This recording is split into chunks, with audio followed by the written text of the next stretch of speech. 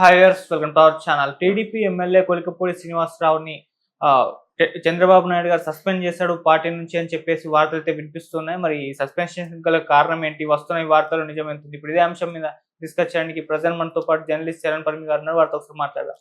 Hi అన్న. Hi. So Kolikapudi Srinivasarao గారి పైన సొంత పార్టీ నేతలే ఆందోళన తెలియజేయడం మనం చూసాం. నిరసనలు కూడా తెలియజేస్తారు ఆయన వ్యతిరేకంగా.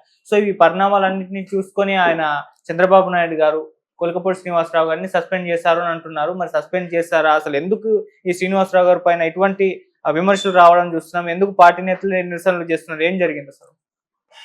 నిన్నటి నుంచి కూడా పార్టీ నేతలు రోడ్ల మీదకి వచ్చేసి మొత్తం ఆయన్ని సస్పెండ్ చేసేయాలి అని చెప్పేసి ఫ్లకార్డులు పట్టుకొని నిరసనలు తెలియజేస్తూ ఉన్నారు. మహిళలు కావచ్చు, పార్టీ కార్యకర్తలు కావచ్చు, టీడీపీ నేతలే. ఇది ఇక్కడ ఆశ్చర్యకరమైన విషయం. వాళ్ళ పార్టీ ఎమ్మెల్యేని ఎందుకు వాళ్ళు దిగిపోవాలని కోరుకుంటున్నారు, ఎందుకు ఆయన్ని సస్పెండ్ చేయాలని కోరుకుంటున్నారు అనేది ఇక్కడ ఆశ్చర్యకరమైన విషయం. ఇది ఇప్పుడు జిల్లాలో పెద్ద వివాదంగా మారుతుంది, కృష్ణా జిల్లాలో. సో తిరువూరు ఎమ్మెల్యే కొలికపూడి శ్రీనివాసరావు గారు మామూలుగా అయితే అనుకోకుండా వచ్చిన అవకాశం ఆయనకి. ఎమ్మెల్యే ఆయన అమరావతి ఉద్యమ నేతగా మొదలయ్యి గ్రీన్ కండువా కట్టుకొని బాగా పాపులర్ అయ్యాడు. సో ఉద్యమానికి సంబంధించిన ప్రతి ఇష్యూను ఆయనే ముందుకు తీసుకొచ్చి మాట్లాడటము, బాగా మీడియాలో కవరేజ్ రావడం, ఇదంతా కూడా అందరూ చూశారు. సో దీన్ని దాదాపు గతంలో చాలా కాలంగా నడిపాడు ఆ ఉద్యమాన్ని. ఆ ఉద్యమంలో భాగంగా ఆయనకు వచ్చిన ఎలివేషన్ ఉపయోగించుకొని చంద్రబాబు గారు ఆయన్ని లీడర్ చేయగలిగాడు. సో చేసి ఇప్పుడు ఆయన ఎమ్మెల్యే అయిన తర్వాత ఉన్నట్టుండి మొత్తం ఆయన స్ట్రాటజీలో మార్చుకున్నాడా ఏంటి అనేది అర్థం కావట్లేదు. అది కూడా దళిత నేత. సో ఎందుకు ఈయన మీద ఇంత విమర్శలు వస్తున్నాయి అనేది, పైగా ఉద్యమ నేత అంటే ప్రజలకు మంచి చేయాలి అని చెప్పేసి రోడ్డెక్కి పోరాడిన వ్యక్తి ఇప్పుడు ప్రజల నుంచే నెగిటివిటీ ఎదుర్కోవడం అనేది ఆశ్చర్యకరం. తిరువూరు నియోజకవర్గ ప్రజలంతా కూడా రోడ్ల మీదకి వచ్చారంటే అది మామూలు విషయం కాదు. పైగా ఆయన మీద వచ్చిన ఆరోపణలు కూడా తీవ్రస్థాయి ఆరోపణలు ఉన్నాయి. ఎందుకంటే ఒకటొచ్చేసి అంటే పార్టీకి కూడా ఆయన కొద్దిగా డిఫరెంట్గానే బిహేవ్ చేస్తున్నాడు పార్టీతోటి. అది ముందు అసలు ఆరోపణలు ఏంటి, పార్టీ ఎందుకు ఆయన డిజైన్ చేసుకుందా, లేకపోతే ఆయన పార్టీని డిజైన్ చేసుకున్నాడా అనేది కొంచెం మనం క్లారిఫై చేసుకోవాలి. ఏంటంటే మొదటగా ఆయన మీద వచ్చే ఆరోపణలు ఆ నియోజకవర్గంలో ఆ మట్టిని కానీ ఇసుకని కానీ అక్రమంగా తరలించుకుపోతున్నాడు అనేది ఆయన మీద ఉన్న ఆరోపణలు. సో దీని మీద ఒక వార్తలు అయితే జర్నలిస్టులు రాశారు. ఆ ప్రాంతంలో ఉన్న జర్నలిస్టులు రాస్తే ఆ వ్యక్తి మీద బెదిరించాడట ఆయన. వెళ్ళి ఆ జర్నలిస్ట్ని బెదిరిస్తే ఈ జర్నలిస్ట్ సంఘాల వాళ్ళందరూ కలిసి సీఎం గారిని కలిసి ఇట్లా బెదిరిస్తున్నారు, ఇది సరైంది కాదు, దీని మీద మీరు చర్యలు తీసుకోండి అని చెప్పి సీఎంకి వినతి పత్రాలు ఇచ్చారు. ఇది ఆయనకు పడిన మొదటి దెబ్బ. అసలు బెదిరింపులు అనేవే తప్పు. ఇప్పుడు గత ప్రభుత్వాన్ని ఇసుక దోపిడీ అది ఇది అని చెప్పి అమరావతిని అన్యాయం చేస్తున్నారని చెప్పేసి ఇంత పోరాడిన వ్యక్తి ఇప్పుడు అదే ప్రాంతంలో ఇసుక దోపిడీ మట్టి దోపిడీ అంటే దాన్ని ఏమనాలి? ఇది ఎక్కడ రాజకీయం? మీరు వెళ్ళిపోయి మేము దోచుకుంటాం అన్నట్లుగా ఉంది. సో ఇది ఖచ్చితంగా ఖండించాల్సిందే. దీని విషయంలో జర్నలిస్టులు అందరూ గట్టిగా వాయిస్ వినిపించడంతో అది పార్టీలో ఆయన మీద ఒక నెగిటివిటీకి కారణమైంది. ఇదొకటి. నెక్స్ట్ వచ్చేసి మహిళల మీద లైంగిక వేధింపులు అనేది ఉన్నట్టుండి నియోజకవర్గ మహిళలు ముందుకు వచ్చి మాట్లాడుతున్నారు. ఇది ఇప్పటిదాకా లేని యాంగిల్ సడన్గా ఇది ప్రత్యక్షమైంది. అయితే ఇది మరి రాజకీయాల కోణంలో వచ్చిందా లేకపోతే ఏంటి అనేది తెలియాల్సి ఉంది. కాకపోతే చేస్తున్న ఆరోపణలు మాత్రం తీవ్రమైనవి. ఉద్యోగాలు చేసుకుంటున్న మహిళలు ఏదైనా పని విషయంలో, ఏదైనా సమస్య విషయంలో ఆయన దగ్గరికి వెళ్ళి చెప్పుకోవాలన్నా సరే, ఏదైనా సరే ఆయన కొద్దిగా మహిళల పట్ల లైంగిక వేధింపులు చేస్తున్నారు కాబట్టి ఆయన ఖచ్చితంగా తొలగించాల్సిందే అని చెప్పేసి ఈరోజు మహిళలు మాట్లాడుతూ ఉన్నారు. ఇది తీవ్రమైన ఆరోపణ. ఒక నాయకుడికి ఏమాత్రం రాకూడని ఆరోపణ ఇది. అటువంటిది ఆయనకు వచ్చింది. ఇప్పుడు ఈ మధ్యకాలంలో జరిగేది ఏంటంటే ఎవరి మీద అయినా సరే అవినీతి చేశాడనో లేకపోతే మరొకటి చేశాడనో ఇంకోటి చేశాడో అంటే ఏది కూడా చెల్లుబాటు కావట్లేదు. లైంగిక వేధింపులు అనేది మాత్రమే ప్రజల్లో ఆ వ్యక్తిని దుర్మార్గుడిగా చిత్రీకరిస్తుంది. అది మాత్రమే కనిపిస్తుంది తప్పితే మిగతా విషయాలు అసలు అవినీతి అనేది లైట్ తీసుకున్నారు ప్రజలు. అవినీతి చేస్తే చేసుకున్నారు, మాకేదో చేస్తే చాలనే పరిస్థితికి వచ్చింది. కాబట్టి ప్రజల ఆలోచన తీరుకు తగ్గట్టుగా ఇప్పుడు పొలిటికల్ స్ట్రాటజీలు వెళ్తున్నాయేమో అనిపిస్తుంది ఈ వ్యాఖ్యలను బట్టి చూస్తే. సో దీంతో పాటు పేకాట క్లబ్బులు నిర్వహిస్తున్నాడు అని చెప్పేసి ఆయన మీద ఆరోపణ. ఇది సరైంది కాదు అని చెప్పేసి దాంట్లో కూడా కొంతమందికి పేకాట క్లబ్బులకి పర్మిషన్లు ఇచ్చి వాళ్ళ దగ్గర నుంచి డబ్బులు వసూలు చేస్తున్నాడు. లక్షల రూపాయల డబ్బులు వసూలు చేస్తున్నాడు.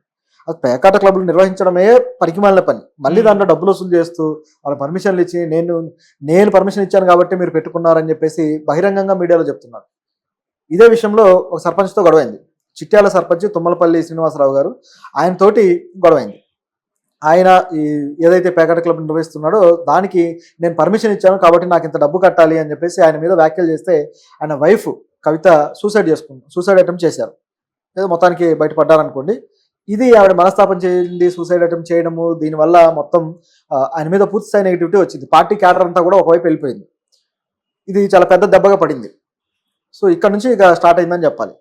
సో దీని తర్వాత ఈ విషయాన్ని పార్టీ పై క్యాడర్ కూడా తీసుకువెళ్లారు, ఎవరైతే బాధితులు ఉన్నారో వీళ్ళంతా కూడా.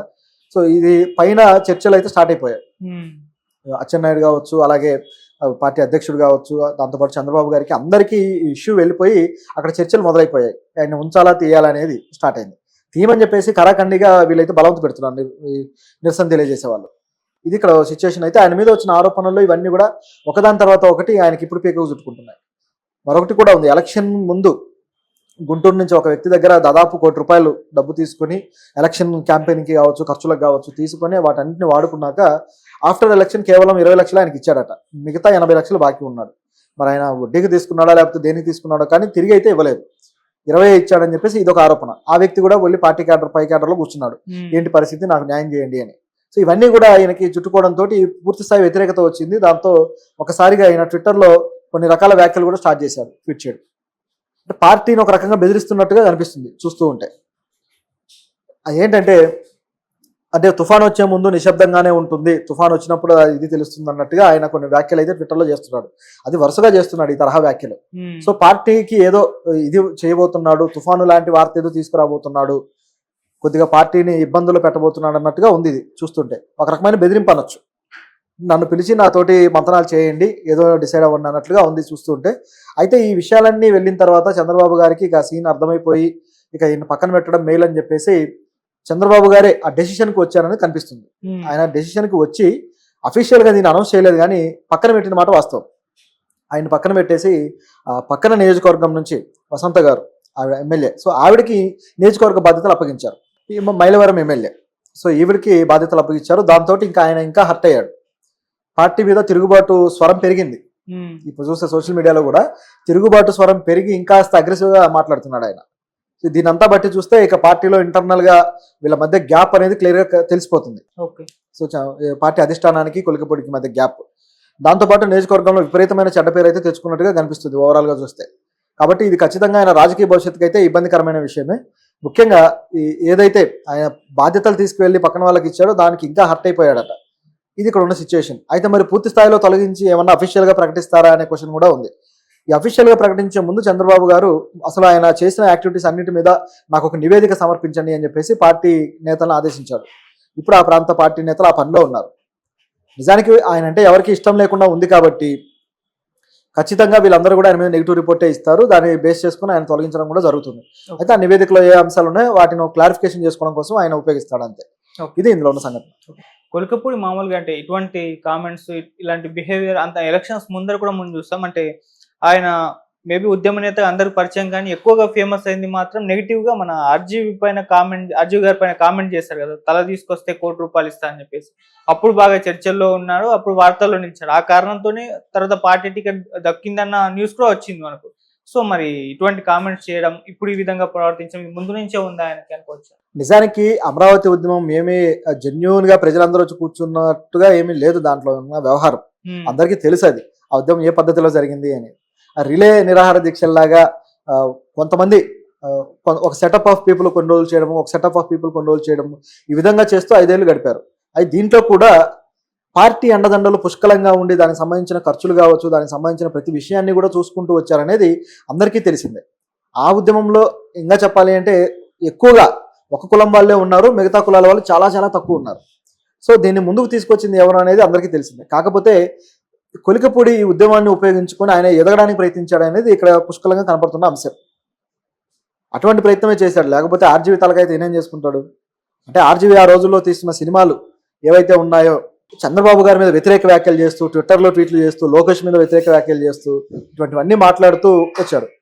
లక్ష్మీ ఎన్టీఆర్ టైం నుంచి కూడా పూర్తి స్థాయి ఆపోజిట్ స్టాండ్ తీసేసుకున్నారు. ఆ సినిమాని ఆపడానికి ప్రయత్నించడం గత ప్రభుత్వం, ఆ తర్వాత ఆర్జీవి ఇట్లా లాభం లేదని రియాక్షన్ ఇవ్వడము, దాంతో ఇప్పుడు వీళ్ళని మంచి చేసుకోవడానికి మాట్లాడాడేమో అన్నట్టుగా కనిపిస్తుంది ఓవరాల్ గా చూస్తే. ఓకే, ఎందుకంటే పార్టీ పరమైన వ్యక్తిగా మాట్లాడడం డిఫరెంట్. పార్టీలో ఉండి పార్టీ పరమైన వ్యక్తిగా ఏదైనా మాట్లాడచ్చు.